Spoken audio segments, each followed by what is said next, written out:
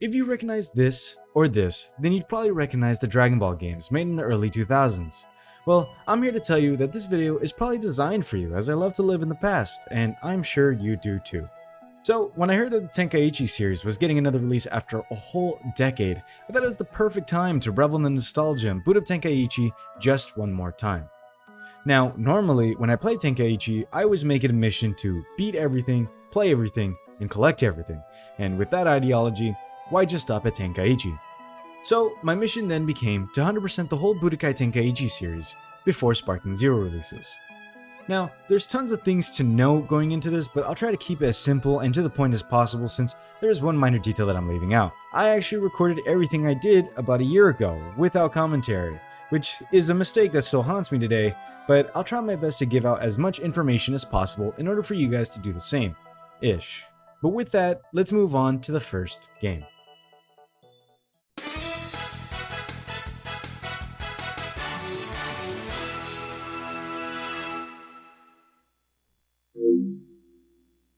Gotta love that sound, but welcome to Budokai 1. Unfortunately for me, I don't really find Budokai 1 nostalgic or special by any means, as it wasn't a game I had ever owned or played. I do have to say though that even with all that in mind, this game genuinely surprised me as I had thoroughly enjoyed playing it and kind of regretted not buying it sooner than the other games I had. The story ends sooner than I expected as well, as it only goes up to the Cell Saga, and I'm sure by the time this game was released, the Majin Buu Saga was well over. I'm more than sure it had to do with the limits, as this game was released on the PS2 and GameCube, so you can see why it was so restricted with its design choice. Other than that, there's a lot to enjoy about this game, but let's see how that changes. First, I started off with the story, as almost every game is going to start this way, and if you don't, you're probably a psychopath. As I mentioned, the story only goes up to the Cell Saga, so getting there wasn't so difficult, as we only had to clear the Saiyan Saga, which was great to say the least. One of the missions that I think that everyone likes to mention is the fight against Raditz, where you have to rotate your analog stick to keep him in the path of the special beam cannon. Playing it myself, I could see why people struggled on this shit, but I still found it pretty fun and was able to beat it faster than I thought I would. Other than that, it's pretty normal from here on out, clearing out the Saiyan Saga, and then the Frieza, and then finally the Cell Saga.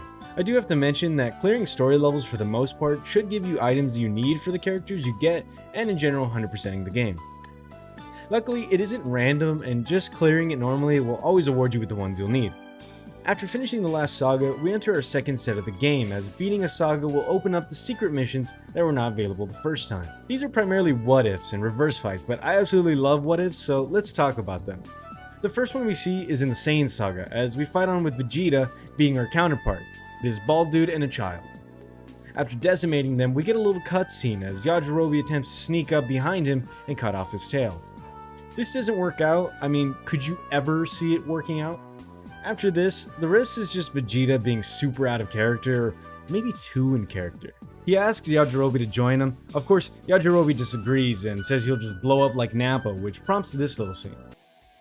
I give Nappa noble warrior's death. It was what he deserved. He was a Saiyan!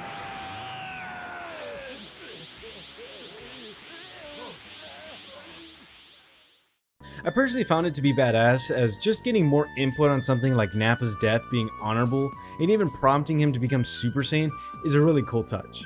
The other what if is during the Cell Saga, where the only thing that changes is instead of 18 being absorbed, Krillin is, making, oh god, what are you? This one's just really funny, and it was actually meant to be that way because there's no way you're supposed to take this shit seriously. Funny enough, even Yamcha gets dissed once again in this what if, as he's still beaten by the Cell and Krillin combination and just outright disrespected throughout the whole thing. After finally finishing him off, turns out the whole thing was just a nightmare for Cell and just ends with Cell regretting his choice of giving 10 days for the tournament. This had me dying after watching this again, and I absolutely love the humor that they added to these somewhat serious scenarios. These what-ifs definitely made me way more excited for what's to come with Sparking Zero, and with that creeping up, I'm sure a lot of people would love to see what's been done and what they could test out after a whole decade has passed. On that note, we can leave the story behind after everything is completed and move on to the World Tournament area. This part isn't really complicated by any means, but it is necessary to 100% this whole game, as it's going to be your moneymaker throughout every single game. The difficulty is probably the thing I want to talk about the most, as it's the most memorable thing about this whole experience.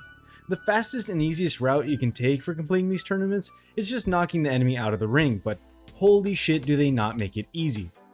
By the final difficulty, you're already regretting your choices, but it's really all about getting used to it and finding your own groove. As for getting the difficulties, all you have to do is beat the first one, buy the next one in the item shop, and rinse and repeat. There's only 3 total difficulties, but you do get 2 characters and even unlock a special game mode, but that's really all it offers. Now for the item shop. This section isn't really all too great in my opinion. It made 100%ing the game not only a tad boring, but kinda painful. For context, Budokai 1 was the last game I actually played, so by the time I got to it, I was already fucking tired. Being tired isn't the worst part of it because I can be tired and do shit all the time, but what really made it bad was what you had to do for the item shop. You see, we need to buy everything we can get from here, but all the items aren't just posted up in the shop waiting to be bought, so we had to use a little technique. It's really simple. We just go in, see if there's anything new, and if not, we exit. The dementia technique. This does refresh the shop, so do it as much as you need, but god was this the worst since every Budokai game has an item shop to do this for. Either way, I finished collecting up all the items we need, except for one in particular, the Dragon Balls. I'm more than sure we all know what to do with these. You collect all 7, you wish upon this long stringy guy, and get a wish. The items you get from Shenron are called breakthroughs, which let you equip it and use every move a character has without restriction. Every single character has one of these, so we have to get all 23 to finish up our grind. Let me tell you, this was the worst. At 23 characters, 7 Dragon Balls to collect, and each Dragon Ball costing about 8,000 Zenny, we need to collect around 1,288,000 Zenny.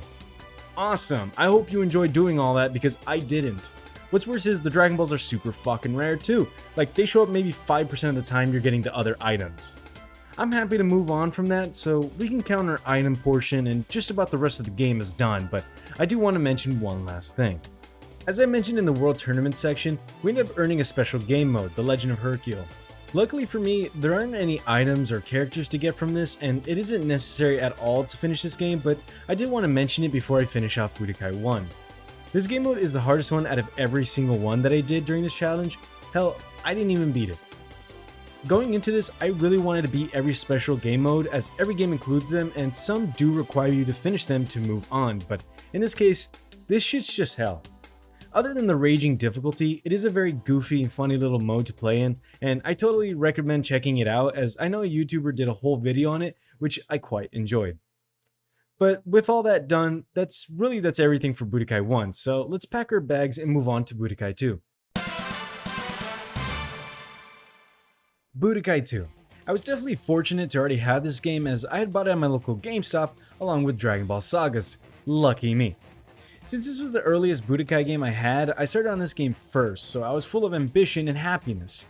That has changed.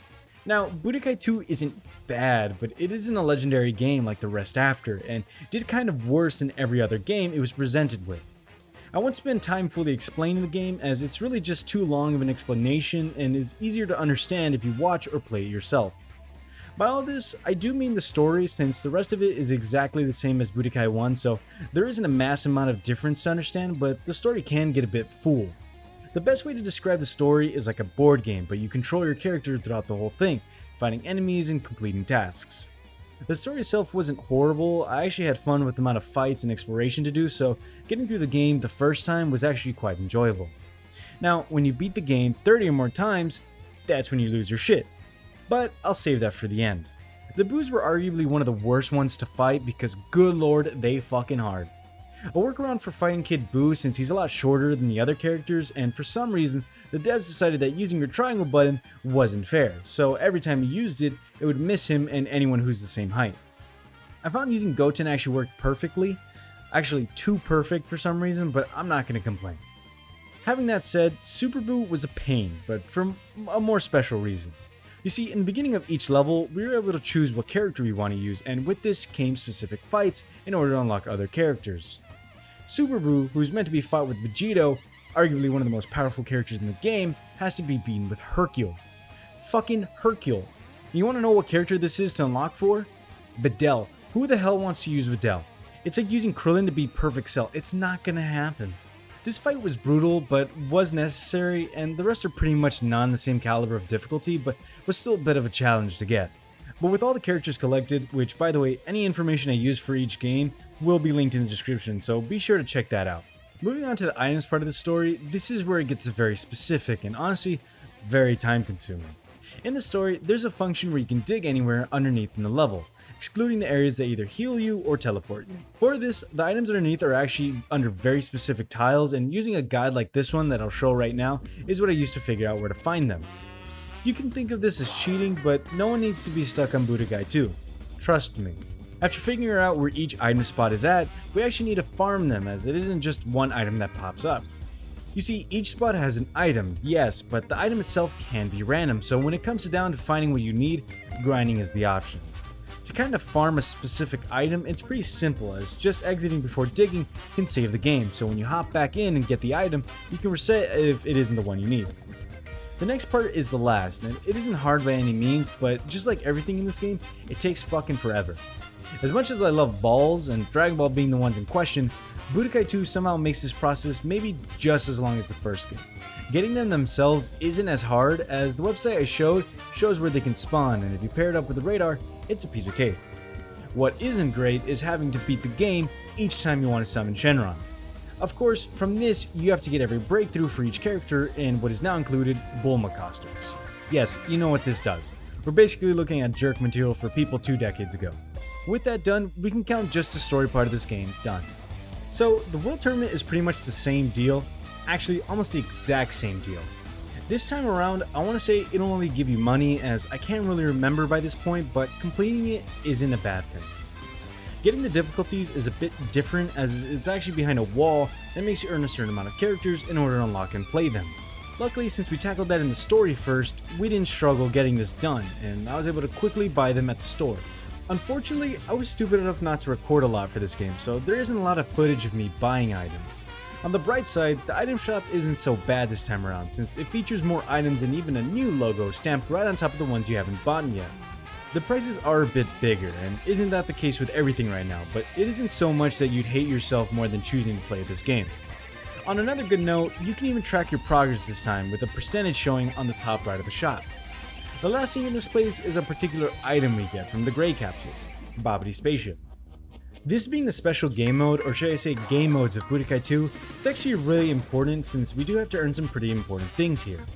In the spaceship, we can play over 4 different modes, the first one being a chain fight as you fight the same enemy over and over until you die. The second stage is a survival mode where you're left with only 1 bar of health and try to fend off as long as you can.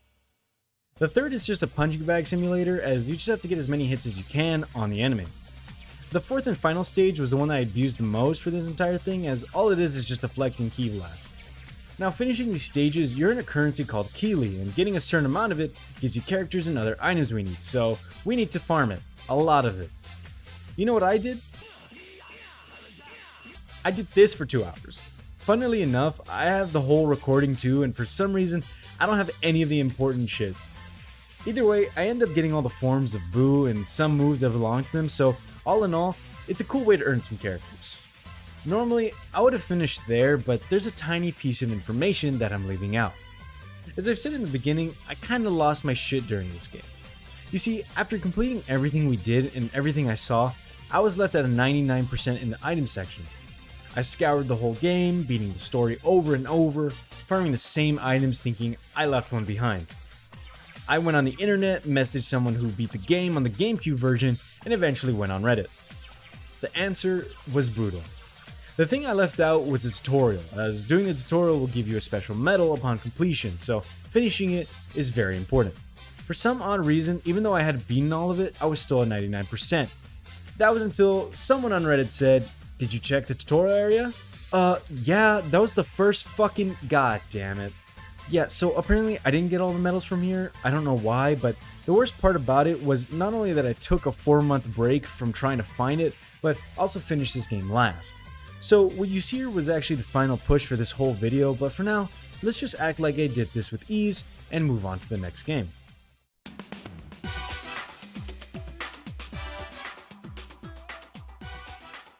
As we get into the story of the final Budokai game, I want to add that beyond this point is where I believe my passion lays the most. Budokai 3 itself is an amazing game, and everything past this is even beyond that, even though most of them are the same concept with some added quirks. What I feel that Budokai 3 does the best is the added fantasy feel. Playing through the different characters and their stories, flying around, looking for secret events and Dragon Balls, and even the fighting feels a lot smoother and satisfying. I love everything about it. It's done so much to define not only my childhood, but probably thousands. As a kid, I remember hearing about a Dragon Ball where you could fly around and find Dragon Balls all over the place and do special missions. Something like this is exactly what gets someone super excited about playing a game, not being scared to try out different things and even adding in stuff that you don't normally see after a whole decade of it being out. I could go on about why these games feel so special, but for now, let's keep working on our challenge. Before we actually head into anything story-wise, it'll be a good thing to cross the tutorial stuff off our list, and believe you me, I did this shit twice. After righting a wrong, I sent to the story where I was met with a choice: be basic and choose Goku, or literally choose anyone else. I like basic. For now, we have to complete the stories to actually earn the rest of the characters, while some are earned through in-game means. While you're flying around, it might feel like you're missing out on a bunch of stuff the whole time, so I did what I normally do and just pick up everything I see while I'm playing. Normally, doing this will give you a chance to pick up a Dragon Ball, which are way easier to find with the Dragon Radar, but just know that they're out there and to keep searching after every mission. Even when we go to Namek, which is another cool feature of this game, we can still see and pick up all the stuff as normal, so I kinda like this feature. After finishing as many of the characters' storylines, that left grabbing the last two secret characters, Oob and Broly. Unfortunately, I can't really explain well on how to get Broly since he's just a whole mess of encounters, but Oob is pretty straightforward. When we fight Kid Buu at the very end of the story, we end up having to use the Spirit Bomb on him as the final move, which I try to do anyways. Only thing we need to do is have Super Saiyan 1 and the Spirit Bomb technique in our skill set. Once we bomb the fuck out of this guy, we get to fight and unlock Oob at the World Tournament area. Now, Oob is cool and all, but Broly? God damn is he big. I love flying around as this monster, and better yet, he just destroys almost every person he goes up against. It's fucking awesome. I think seeing this is what a lot of people imagine when wanting another game like this years later in the future. Super powerful characters flying around and fighting everything in its way. It's a beautiful sight to see. As for what is in this game, it's kind of tied to collecting the other characters through events such as Super Saiyan 4 Goku and Vegeta. While doing the event mainly for Super Saiyan 4 Goku, we can activate one between Gogeta and Gotenks fighting in the World Tournament. While you fly around as Goku, he picks up a note from Gotenks challenging them to a fight over on the tournament area and activates some pretty funny dialogue from the two fathers. The fight itself was overall super fun, even got my ass beat a bit, but was still just a cool little scenario to see since it's something I think a lot of people ask about.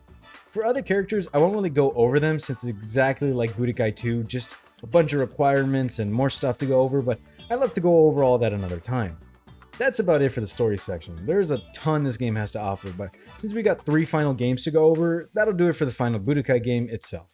The World Tournament is pretty much the same by this time around, same requirements as Budokai 2, but with some extra key mechanics. Since we need a ton of money, and I mean a ton of money, we need a good way of farming, and there's one particular item to help with that: sparking. Sparking has several different levels, and each one gives you more money the higher the level. Now, using this for the World Tournament is the best thing we can do since it'll give us that fast cash. I paired that item up with Broly since, well, look at him, he's a fucking beast. I did end up using the second to last level of sparking since your tray can only fit so much and Broly's pretty useless without his transformation. That's really all there is to this. For me, this was excruciatingly painful as the World Tournament was also a lot more difficult in this game for some reason, but after a few dented walls, you'll be alright. Getting to the last item shop that makes it a lot harder to finish these games, it's the exact same thing as Budokai 2, but with just updated looks. The items themselves are the same for the most part, but cost a hell of a lot more than they used to. Fucking inflation got this game too. Seriously though, these items cost a lot, and as I said, we need a lot of money, but there are some new items that we do need to buy. You see, when you play the story, if you end a fight in a certain way, more or less like the anime, you can get a memory. Memories are just like voice lines and different dialogues from the game, and you can go back and listen in on them if you really want to collect them. Now, we could get most of them from the Dragon Balls, but I still had to buy a bunch from the store, and boy were they wallet crunchers. Other than that, we get the occasional Potara fusion item to buy, which by the way is awesome to see such a unique fusion in this game, and get some other items we need. That'll just about do it for item shops, since after this the item shop kind of becomes obsolete or just not as important to 100% the games, but I'm sure nobody's complaining. The special game mode for Budokai 3 is the Dragon Arena, which we get after finishing the whole story with each character. The Dragon Arena is 2 words: long and hard. Now, if you know me, I'm not particularly the best with either, but either way, I had to cross that bridge. There's quote-unquote 99 levels, but that doesn't mean 99 fights, as each level has multiple fights and of course, a harder difficulty each time. Getting through this wasn't the worst, a bit challenging, but nothing that I haven't done before. But of course, the only way I could get through any of this was by using Broly, since he's just the strongest to me, and using Goku my first time failed miserably. Other than fighting these fights, the only item we get are from break-ins, which appear randomly throughout the levels, and all have different items if the battle is won. Here you can get the sparking item and We Got Power, which I know what one of them does, but not the other one. Either way, it's not really necessary, but I did beat everything, which took ages, but honestly, I can't say I didn't at least have a little fun grinding this away. Just a reminder, I did this for you. A little for me, but mostly for you. As we finish off the final fight, we encounter Final Item Shop at 99%, one of the coolest stories and a challenging game mode all done. As for the Budokai series itself, the only words I can give for it is that without all this, no matter how bad you think the previous games were, or how short-lived they might have been, without these games, the rest of what we know wouldn't be a thing. So for a short moment, we'll look back at what we did for the whole Budokai series, tip our hat, and say goodbye to an old friend.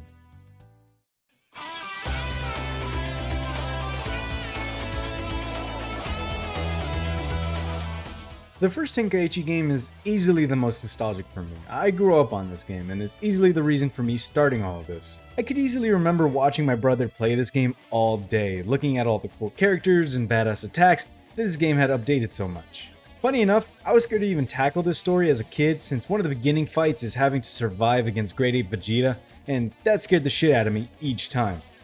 There's also a combination of difficulty and being a dumb little kid, but still, this game fascinated me in the world of Dragon Ball.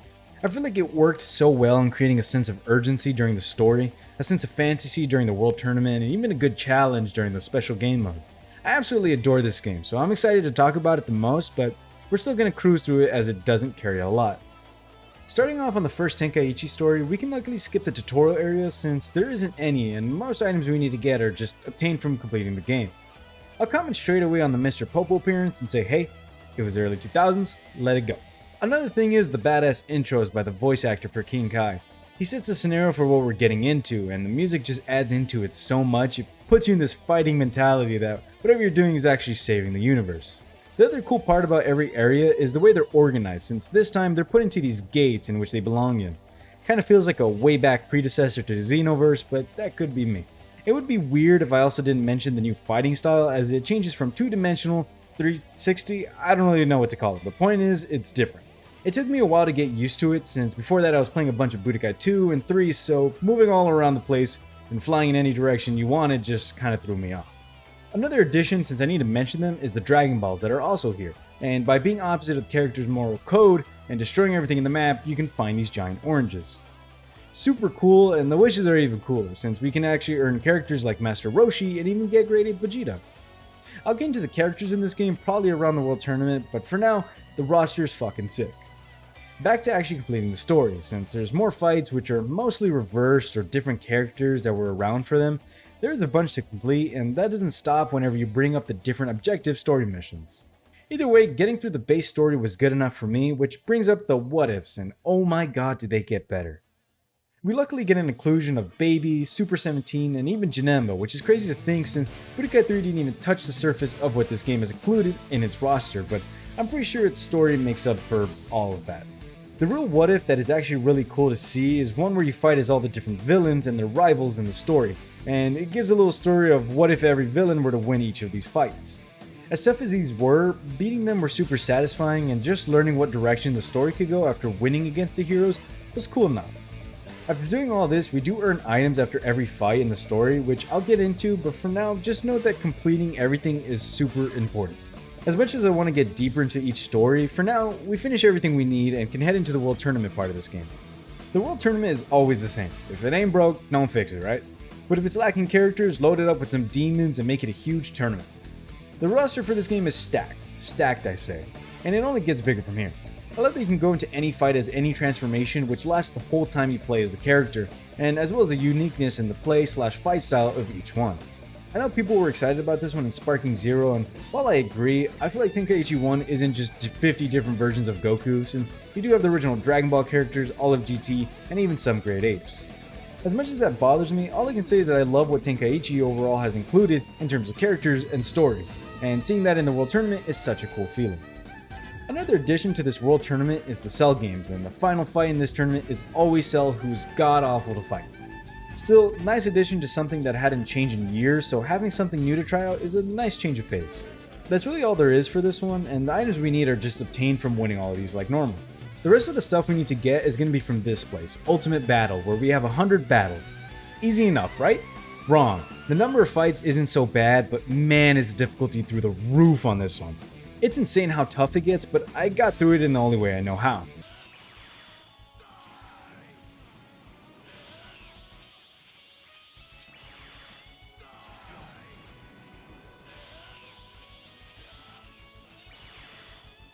Yep, a guy wearing spandex and an M on his head pulled me through this journey, but it's easier to give in to these methods. Other than that, we do have break-ins, which moves us forward a lot faster in the beginning, but after a while, it doesn't really do a lot for us, but I'd still take the chance and beat everything you can.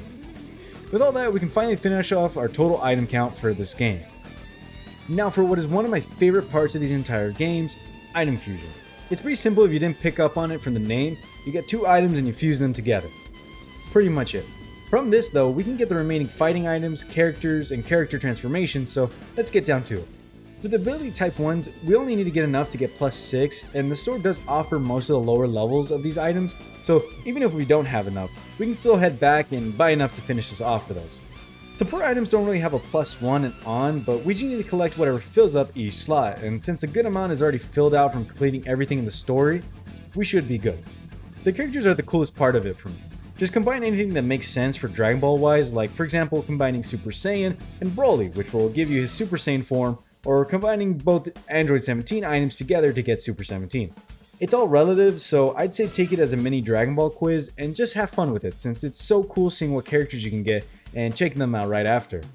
That's about it for Tenkaichi 1, and since a lot of this is more or less the same in Tenkaichi 2 and a bit of 3, we can kind of speed up these parts as we move on.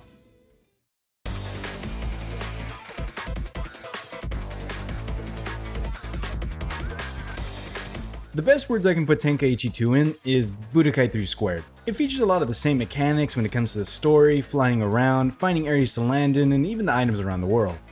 There are a few key differences in the game which I'll get to, but other than that, the rest of its structure is more like Tenkaichi 1, so it won't be too hard to explain anything since we've seen just about everything. Heading into the story, instead of the format of having different characters to choose from, everything is organized into chapters that resembles more so of Budokai 1. Even though some people might not have liked this change, it does make it easier to visit specific stages, which would take a long time to reach in Budokai 3. Luckily, we can find characters around the map and use them to do fights we need to handle. I'm not sure if I even have to mention it at this point, but we do still earn items after most fight completions, and this won't change for the rest of the series, so keep that in mind. For Tenkaichi's 2 story, everything is the same, so let's focus on what's different, the what-ifs. The first one I'll talk about is the Beautiful Treachery chapter, which is a story that revolves around Zarbon betraying the whole Frieza force, and instead of fighting for Frieza, he fights for himself. After hearing about the Dragon Balls, he decides to help the Earthlings locate all of them to use for his own desire, Eternal Beauty. Once he gets his wish, we fight off against Frieza, eventually getting help from Goku himself and finishing off the Frieza force for the final time. At the end, Goku is teleported back to Earth by Krillin's help with the Shenron wishes, leaving Zarbon and an exploding Namek doomed to perish by his own wish. The story gets dark at the end, but honestly, that's what made it so interesting. It's such a far-off hypothetical, but still can't blame me for being hooked and wanting for more. The second one is by far the most interesting too, since it features Raditz, which is a character we never really got a lot of throughout the whole thing. In this one, the best way to describe the scenario is Raditz losing his memory, making him good for a good period of time, spending time around Earth and his new family. In this scenario though, Piccolo is actually the villain of sorts, since he was the one to witness what Raditz actually was, trying to convince everyone he was faking and even plotting something worse. After a while, Raditz recovers more and more of his true memories, clashing with what he's gotten, and after fighting with the Z Fighters one last time, he goes off in a true hero fashion, crashing into Vegeta and Nappa's space pods, preventing the start to something bigger. The whole thing is a lot cooler and more interesting to see if you play through it yourself, since the cool dialogue and interesting stuff they show isn't really shown here, so I'd recommend that, but for now, I'm happy to see something like this as always. Other than that, we do get new movie chapters with Slug and the whole Makio Star movie making an appearance, and it's a cool addition to see something that hasn't been brought to the Dragon Ball games overall. The only other thing to talk about in the story after that are the Dragon Balls, and getting these aren't too bad since there is a method I did use. Using the Saiyan Saga, I entered the first stage, 00, which has 3 Dragon Balls that can spawn there, the 3rd, 6th, and 7th Dragon Ball. After loading in, I'll fly towards each city to see if any of the Dragon Balls spawn. If 1 or 2 did, I grab them and reload the chapter to check again. The next stage is 01, which has the number 1 Dragon Ball in the East City. That's about it for that stage, so we only have to look at that location. The next 2 Dragon Balls are in the 03 stage, and checking the center and South City, we can find the 4th and the 2nd Dragon Balls for almost the whole set. The final one is found in the 04 stage by checking East City, and once we have that, that's the whole set. I found this to be the easiest way to get them without having to fight NPCs to get them, so if it helps you, I'm glad. None of the Shenron wishes have any new characters this time around, which is a little disappointing, but we still get a ton from the normal roster. Both Shenron and Piranga have important stuff either way, so I'll grab everything and anything I can get before moving on. After that, that's really it for the story, but just to make it known, I do want to say that if I do happen to miss out on any information that's important or you might enjoy, I do apologize, and I'd love to go over anything I did miss or the more specifics on these games another time. With that though, we'll check out the next tournament area. For what's now called the Dragon Tournament, #NotMyTournament, we see a return of the Cell games along with one new area, the World Martial Arts Big Tournament. That's a mouthful to say, so I'm just going to call it the Big Tournament. There isn't much to say the least, it's just the World Tournament, but bigger. The cool thing is though, is that they finally changed the earning of the difficulties in some ways. For the first World Tournament, we only have the Novice and Adept difficulties unlocked, and finishing those 2, we unlock the Cell games. Cell games is the same deal, beating those 2 earn us the Big Tournament. Now beating the 2 Big Tournament difficulties, we get an item called the Advanced License. We can now fight in the Advanced difficulty for each tournament, and of course beating each one unlocks the Master License, unlocking its corresponding areas. It's not a crazy change, but for something that we've seen the same for the past 4 games, it's a step up in the tournament department. Of course this goes without saying, but the Big Tournament does get a lot harder and is more difficult than the rest, and with Master difficulty, good lord, you better figure out how they fight or you'll be stuck getting blocked in every combo. The special game mode for this game is called Ultimate Battle, and involves a chain of fights using these pillars that each have a theme for the fights you do. These pillars are plentiful, and I mean that since there's tons to do, and it took me a good while to even complete all of them. I won't say they aren't fun, but since I used Super Saiyan 4 Gogeta to clear most of this, yes, I'm a child, we've been over this, it wasn't the most exhilarating thing I've encountered here, and my mind after each one was kind of just, oh man, how many are there? Yet again, I do have to say, this isn't a bad thing. I actually think it's awesome this game has so much game time, and that was the big thing during this time, so I respect a lot of this taking a lot of time to even get and even finish. Luckily, we do get some serious items from completing all this, so it wasn't for naught. But with that, we can take a look at the final thing we have for this game. Unfortunately, there isn't much to look at since we kind of went over everything, but I'll include some of the fusions I did just for the fun of it. One thing I completely forgot to mention as well is the money in the item shop, which is something we actually need to get to.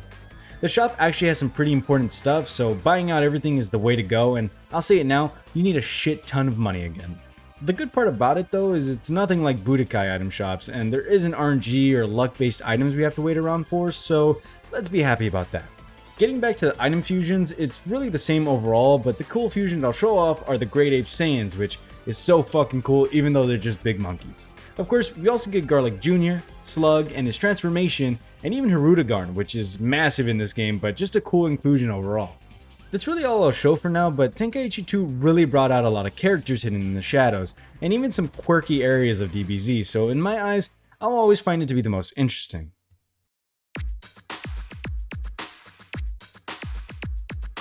I just want to start out the final game right, and the best way to do that right now is to talk about how much this game is worth.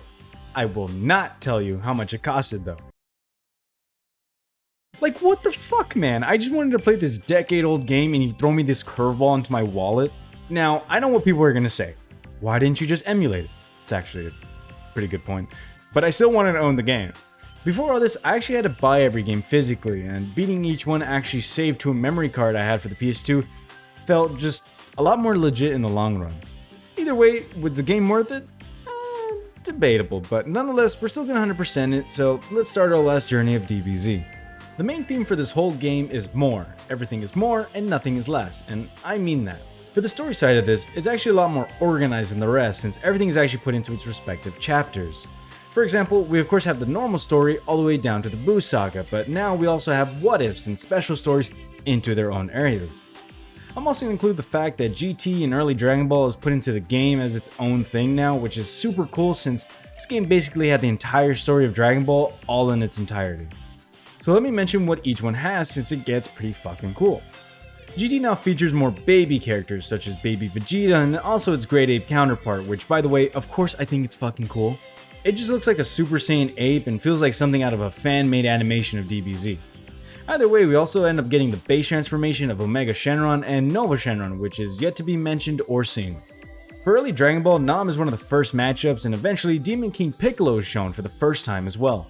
Even though I didn't grow up with early Dragon Ball, I'm sure something like this, even though sort of small, I'm sure is a big deal for those fans. The Special Saga is just every movie event organized into one saga, so it's not bad, but of course all it is one-off fights with movie characters, so we don't really go too into the stories themselves.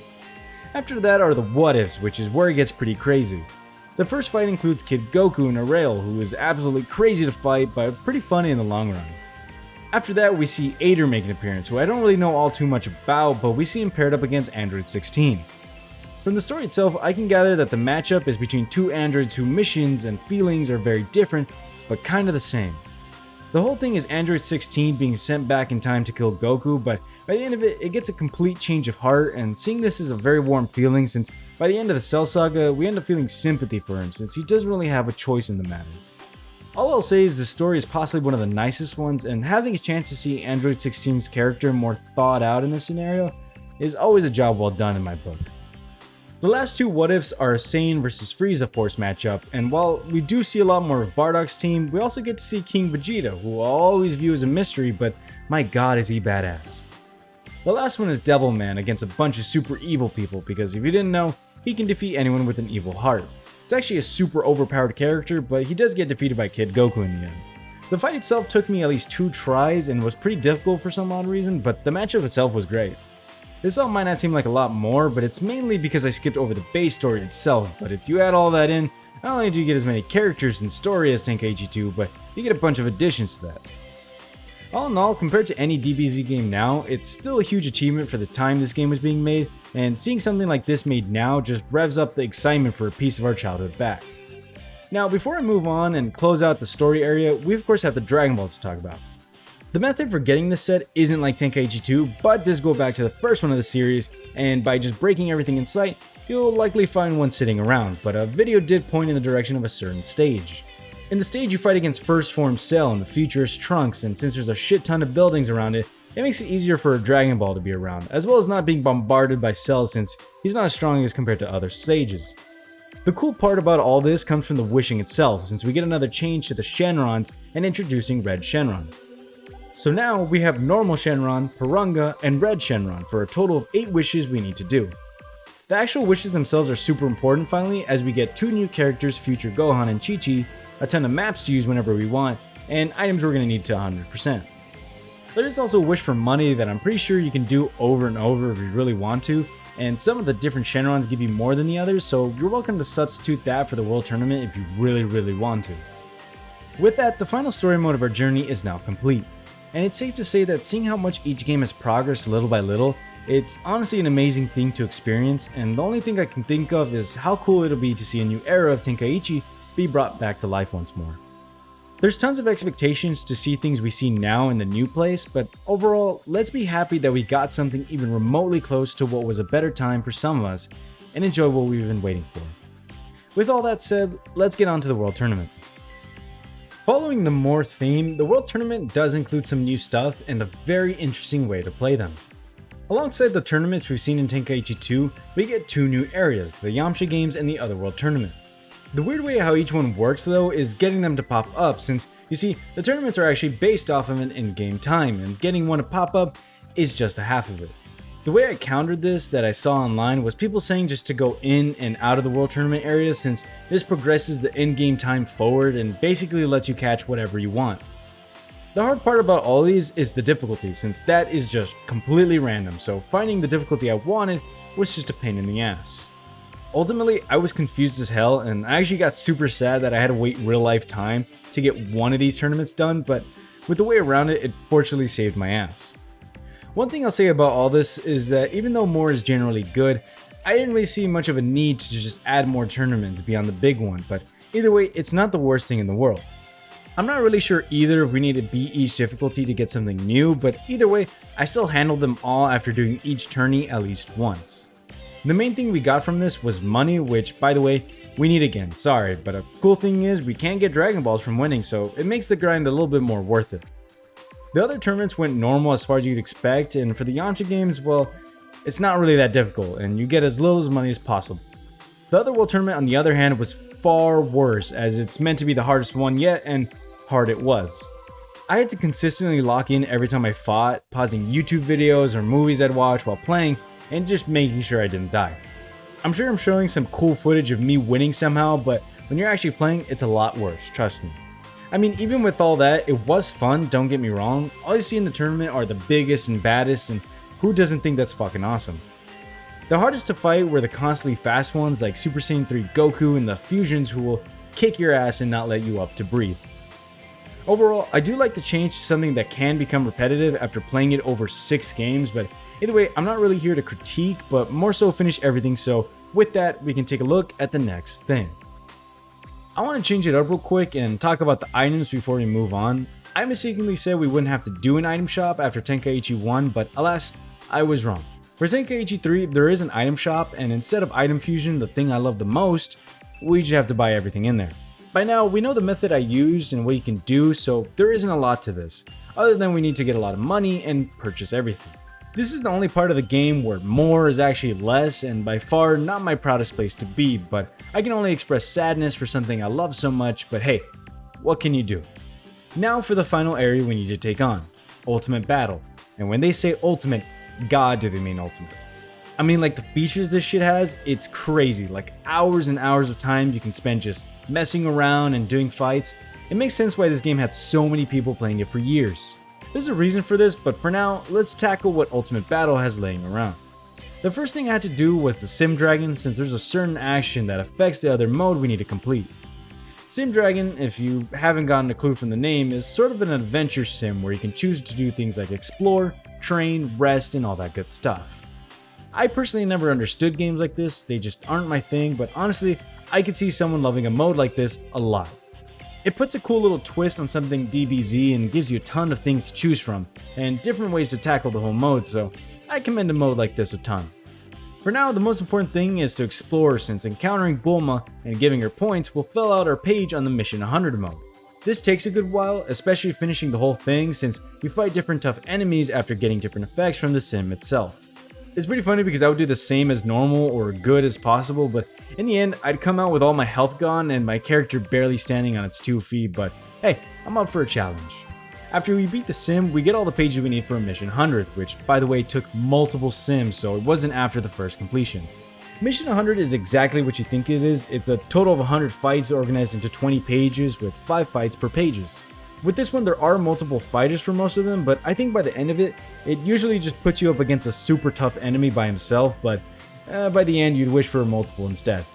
I do have to say the absolutely only way I could win any of this fight was using Cell or Majin Vegeta, as their super attacks take a lot less to charge and do a shit ton of damage, but even then I'd still get thrashed. That's really all I could suggest, but of course it'll vary for whatever you choose to fight with, so I'd say go with what you want honestly, but some good comes out of beating all this.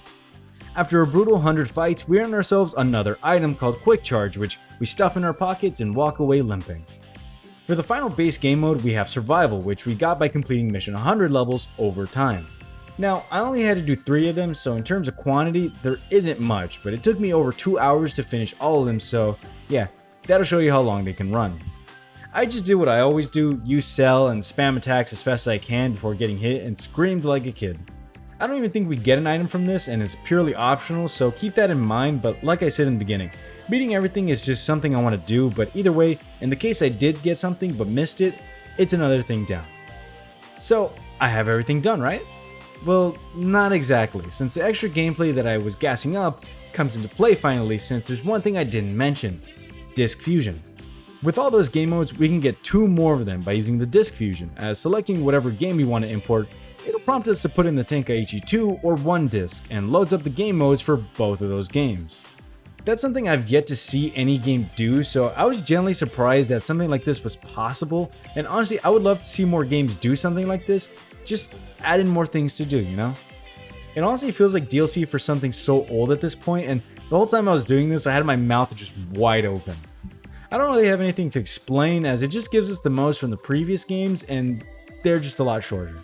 I wasn't really expecting anything, so I wasn't disappointed, and honestly, I was more happy than anything. I already spent so much time completing the other games for hours and hours on end, to which my wrists were already aching from constant gaming. I'm not joking, by the way. The true suspects were mainly the item shops from the Budokai games, but I really did have wrist pain after this, and it affected me months after. Either way, it's still a lot to have in the special game modes department, so with that, what do we get from it? After completing both of them, we get 2 items, the medical machine, which restores health and ki during battle. Not sure if this is only for androids, but good lord, that would have been helpful maybe 3 modes ago. The last one is a 17 scarf, which makes it so that energy blasts and attacks don't stun you as easily. Great, another fucking item I could have used ages ago. For real though, the items are super good, so if you happen to see this before you even started, it's probably a good thing. So finally, after each game mode is done, I can now say that I 100%ed every Dragon Ball Z Budokai Tenkaichi game in the series.